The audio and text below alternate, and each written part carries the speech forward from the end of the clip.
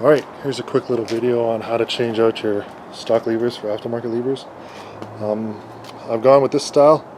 They're actually a little bit longer than I like, but they're pretty nice. They're kind of a mix between a short and a long.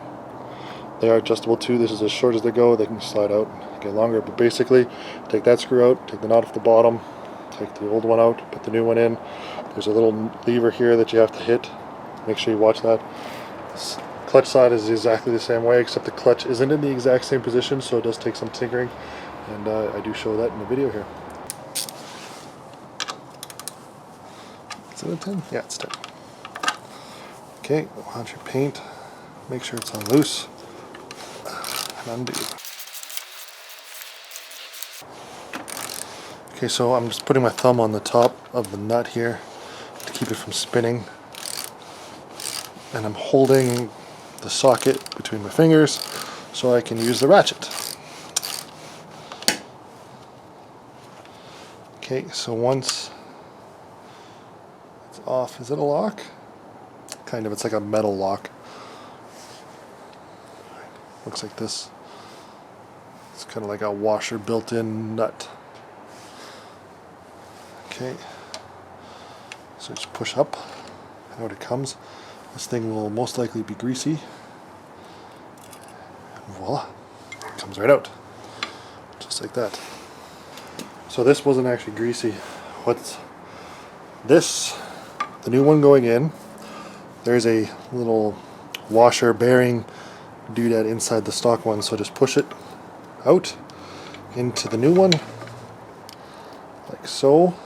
Okay, that'll take care of any binding or wear problems, and that's what you'll be greasing when you need to. Then you put your new one in, find the hole. Okay, so this bolt here has a special pattern to it, as you'll see right there. Okay, it goes in a specific way so that it locks in place. So finger tighten the nut on.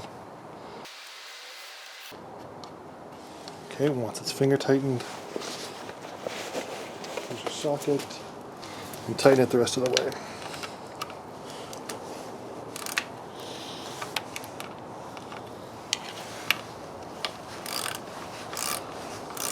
So all you need to do is push down on this thing so that it doesn't spin, because you'll be pushing up on the bottom and it'll come out of its groove. Okay. I don't know how tight this should be, but it's pretty tight and it's not at all restricting this, so you know, use your best estimate there. If you're not sure, you can't make your own best estimate, look it up online. Do not just guess for the sake of guessing.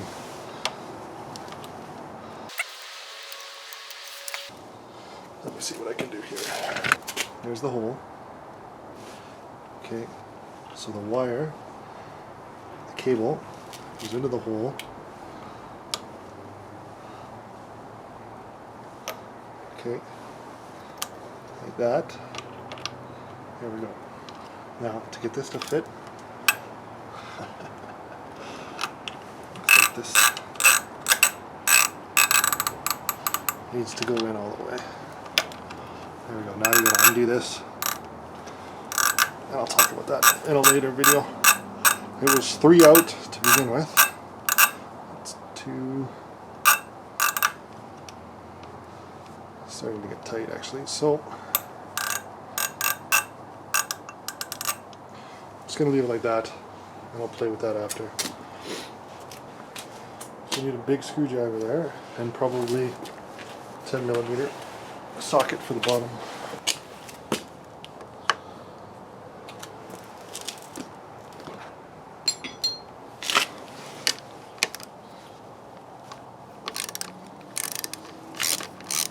Okay, so this one, because you have the screwdriver up top, clearly doesn't self-lock. The nut is a locking nut, but it doesn't have kind of the washer built into it there. I don't know if you can see that. Metal just digs into the screw. It's just a regular nut this side.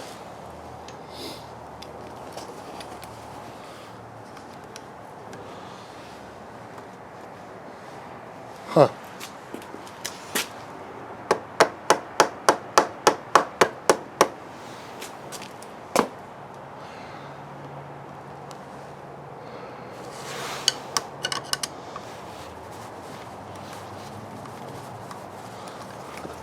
Alright, this should just pop out, but I seemingly have to screw it out, probably because of the tension being put on it somewhere. Yeah.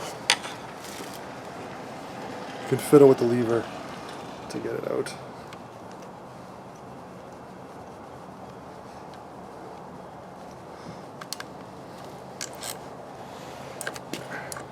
Okay, so this one doesn't have a washer in it. It's just a really thick bolt. So if you've wiped off too much of the grease, you will need to apply more before you put your new ones in. It's even a good idea just to do that. Okay, so you can kind of see in there, I've gotten that thing in the wrong place. So take it out and you'll see there's a divot in here, and that goes right on the end of that plunger there. So that is the most important thing. Everything is second to getting that plunger into that divot. Okay, once that's done, take your screw on. Okay, make sure that it's in. Now, stop. Double check, make sure that it's in a divot. It is. Okay, tighten the screw.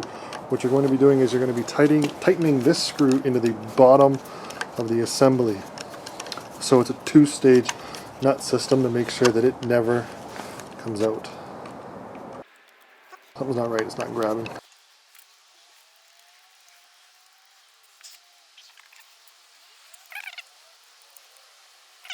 Don't force it, but you will need to push this whole thing that way to allow you to get this screw in and then caught on the bottom of the assembly. Now, see how I'm just finger tightening it on? If it's any harder than that when you're just pushing it in, stop, because you have accidentally started to cross-thread it. Okay, so tighten it in. Again, you're tightening this screw into a built-in nut on the bottom of this adapter, this assembly, whatever you call it. The next thing you're doing is you're going to take your screw and push it on the bottom. Again, finger tight until the thread locks catch on, and then use your 8mm socket.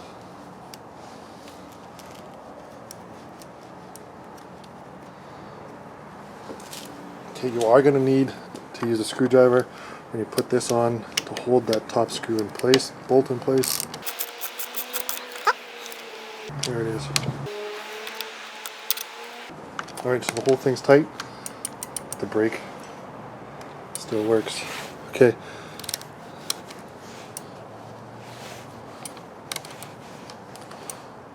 Make sure that at all levels you're not hitting anything here. You don't want to accidentally someone come and, oh cool, this moves, and then move it on you, and then all of a sudden you can't brake anymore. So I'll probably keep it at about, I don't know, 5 or 6. Usually at the end of it all the time. Anyways, so it's not exactly 2-finger. It's probably 4-finger for the normal person, but I'm just a little bit over it. Just to give you an example of that. Look how,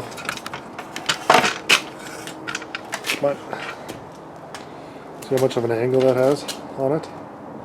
So it goes up like that. You know, I'm a pretty tall guy. If you have any questions or comments, please let me know in the comments section below, and I'll answer them as well as I can.